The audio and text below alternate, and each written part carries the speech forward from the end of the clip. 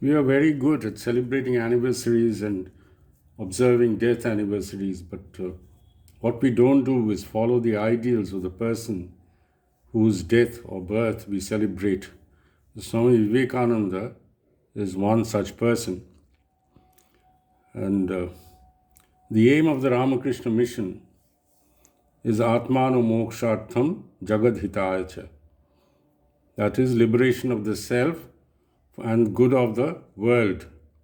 That is what Sri Ramakrishna taught.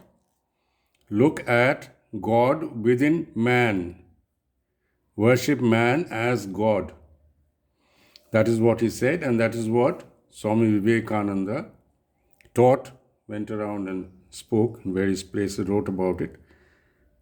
And that is the aim of this Ramakrishna order. So Sri Ramakrishna, he wanted his disciples to go out and make men out of real men, out of ordinary men. As he said, Manush, hush na thakle manush ki kore hoy. If a person is not aware of himself, hush is awareness. If he is not aware of himself, how can he be a man? The man is the superior creation of God. So he should be aware of that. So he told the story of a tiger, a female tiger, that was going to attack a herd of sheep. And then as the tiger jumped, it was pregnant, advanced pregnancy, and the baby came out and the tiger happened to die. And the baby, it lay there helpless, and what would happen is that it got mixed with the sheep. And then it grew up like a sheep. It would bleat, bah, bah, and all that, and it learned to eat grass with the sheep. Now, when he grew up, he was still like sheep. So one day, another tiger came by and was hunting, looking for food. And then he saw this tiger, a small cub, that was behaving like a sheep. It was bleating, bah, bah, and eating grass. And this tiger was amazed that this tiger, he's of my kind, and he's eating grass and bleating like a sheep. And he said, let me see. Then he caught that fellow by the neck, like cats and the dogs catch their babies. So he took him by the neck and showed him into a pool of water. Look who you are. You are not a sheep. You are like me. Look at yourself. And then he fed some meat to it. And then that is what he says. The man does not know his nature. He behaves like animals. Just like animals, he breeds, eats, and sleeps. He does not do anything. That is what spiritual teachers, they also say. You don't do only that. You have to. That is why Sri Ramakrishna also scolded Bankim Chandra, who said that the main aim was to have pleasure. So, what is necessary is to realize yourself. That is what Sri Ramakrishna said, that the purpose of human birth is to realize God. And Sri Ramakrishna's disciple, the main disciple, his other disciples were no less. But Narendranath was more dynamic, he could talk, and he was given special power by his guru, by which he could go about and talk to different people about God. And then he knew his life was short. And then he had to desperately go about everywhere and teach these things. But before all that, one day these disciples always used to pester their guru, Sri Ramakrishna Paramahamsa, that they wanted to experience samadhi like him. He would go into samadhi, ecstasy. One goes into ecstasy when the mind is merged into the infinite. That is when you get samadhi. There are various kinds of samadhi, and Sri Ramakrishna would very easily go into samadhi at the slightest thing. And these people, these disciples, young boys, who were doing meditation, and they were very hardworking, they were very determination, hardworking, and desperation, all that is essential if you want spiritual progress. So they were desperate, it's not easy to experience samadhi. So whatever you do, go into meditation and this and that, you may become adept. But then to get samadhi is not all that easy. You have to be immersed in it, in the thought, in the image, in spiritualism, so that your soul merges with that of the Almighty. And then Sri Ramakrishna would tell them, no, no, no. He would not encourage that. And one day, then Narendra also, Vivekananda was called Narendra earlier, so he was pestering him. And then one day, Narendra was meditating, and he went into deep meditation. He was not coming out. And some disciples came and told Sri Ramakrishna that he is in deep meditation, he is not coming out. He said, well, I will teach him. Just because I allowed him to go into deep meditation, he is doing as he pleases. Then he summoned him, and then he told him, see, just because you got a taste of deep meditation, close to samadhi, you think that I will allow you. I will put this under lock and key, and only when I want, it will come out. So after that, Naren could not experience samadhi. That finally, when he died, that is when he got it.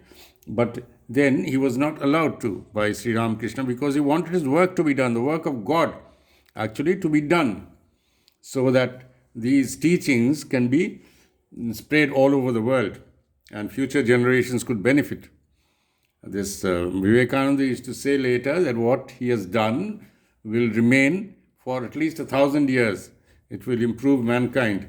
But what he wanted, when Sri Ramakrishna asked him, what is this, you're going to samadhi and all that things, you want to do meditation, what is your intention? And then the young Naren, he said, I want to remain in samadhi my whole life. I just want to have peace. He said, what kind of this thing, heen buddhi, he said. This is very kind of cheap, very mean behavior, mean ambition. I thought you would be like a banyan tree, and here you want to just experience your own joy. That is not the way of spiritual people. You have to help others. You become like a banyan tree. I thought you'd become a banyan tree, give shelter to others so that they have no trouble. They can go across the ocean of samsara without problems. So, and he said, okay, I'm putting this on the lock and key, you will not be able to do it. That is when Naren went about preaching. And in the West, he preached Vedanta. And because in India, we have this avatara thing in Hinduism, Sanatana Dharma, but in the West, they don't have. So Vedanta is easier for them to digest. You know what Sri Ramakrishna used to say, when a mother cooks for a different children, different children, various children, maybe she has 5 children, and they have different tastes. They can digest, the digestion is different, the taste is different, their preference is different. So she cooks food according to what they need. And then she cooks. So that is how this, even in Hinduism, Sanatana Dharma, our religion is like that anyone can pick the philosophy and the procedure, the rituals and things like that he likes, that is suited to him. He is not forced into one formula that you have to do only this and nothing else will work. Like wearing a tight ammunition boot so that you have a pain in the foot. You can't walk properly. Whether it fits you or not, one size fits all, like other religions, it is not there. You can choose your kind. So that is what was taught. So Vivekananda went about preaching, and then he had a very short life, 39 years, he died. And he would tell people to read the Gita and meditate all the time. Without meditation, you cannot do it. And then read the Gita, practice. And he even told some people in Eastern Bengal that you don't have to become like a wet rag. Reading the Gita does not mean, even Sri Ramakrishna said, if you simply read the religious books and all, it's not going to help. You have the almanac, the Panji. Even if you squeeze it, you won't get a drop of water, even if it predicts. If there's a forecast that there will be rain today, even if you squeeze the thing, the almanac, the Panji, পাঁজিটা তোমার যদি করে ছিপে করো তাও তুমি এক ফোঁটা জল পাবে না. That is what he said. You won't get a drop of water, although it is written there that it will rain. So religious teachings are like that. You just don't simply read and waste your time. You have to follow what is said. You have to do everything yourself. Nobody is coming and going to help you. You will have to do everything yourself, and for that you have to strive, you have to sacrifice, you have to control yourself, your emotions, your temptations, all that has to go, so that your mind is firm, mind is constantly, steady. It's not restless. Like normal people, they are restless all the time. They have desires which make them restless. But the mind has to be under control. Mind control is very important in a spiritual path, in any path, but spirituality more importantly. And Naren used to have some nice shlokas. He told the story of Hari the lion when he went to America.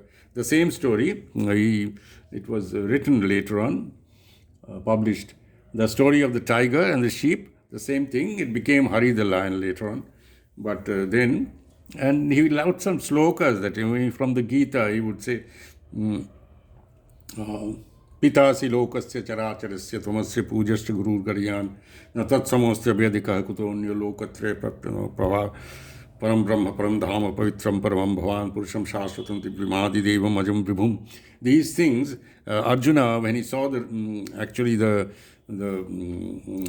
what they say, Vishwaroop, that we say, the universal nature of God, when he saw, he was so scared, and then he was overwhelmed. Later on, he said these slokas: "You are the father of everyone. There's no one greater than you. Pitasi lokasya characharasya tamasya vijay. Pujashya guru garyana tsotsamosya vedika kutonyo lokatre param brahma param dhama paitram paramam bhavan purusham shasvam divyam adidamam ajam vibhum."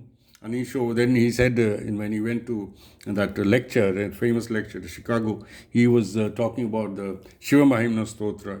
There he said the different paths are there leading to, like different rivers going into the ocean. The different paths, religious paths, lead you to the same God. That's what this Ramakrishna mission, that is what Sanatana Dharma is. But people have become narrow-minded, so different strains have come. But Sanatana Dharma, it just says, noble thoughts, let noble thoughts come from every side. It is clearly said. So that is what he said there. Anisho vakuri adbhuna janani ka parikaro ito mandastam prattimaravara samsheratame. Trai sankyam loga pashuvati matam vaishnavamiti pravinne prasthane paramidavadapattimiti ruchinam vaichitriya. Ruchinam means taste. Ruchinam vaichitriya drijikurana padhushram niname ko gamyastvamasi payasamar navaiva. Moksha khatvangam parashurajinam bhasmapaniना कपालम चेति यत तव वरद तंत्रोपकरणम सुरास्तां तामृद्धिम दहति विभु प्रणीताम नहीं स्वात्मा रामम विषय मृगतृष्ण भ्रमयति. This mriga you see like a mirage, and you get misdirect the Maya. So this is actually written by Pushpadanta, who wrote the Shiv Mahimna Stotra, composed it. So this he was repeating there. The different religious paths lead to the same place. They are not leading to different places, but people go into dogma and then they mislead others. The followers don't understand. Not everyone has the intelligence or the intellectual capacity to grasp it. So there are restrictions, different kinds of people. So that is what should be understood. But each one can choose what he wants. You can take bhakti, or you can do dhyana, or you can do some other thing which is convenient to you. That is the way of Hindu Dharma, of Sanatana Dharma.